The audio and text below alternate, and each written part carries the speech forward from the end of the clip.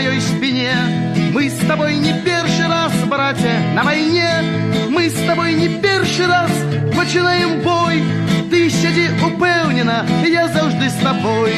Цок, цок, цок, цок, вершники на конях. Цок, цок, цок, цок, ти зважає народ.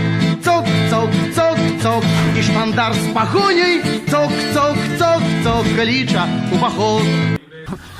Я что, удивлен решением. Ну, как бы судья снизошел, так как я шел за детьми. И ничего не кричал, как бы на видео просмотрели, ничего не кричал. Но так как Самосюк, по-моему, кто-то там с начальства написал, что меня надо наказать с милицейского, значит, суд принял решение почему-то милициантов, как называешь, милициантов. Вот.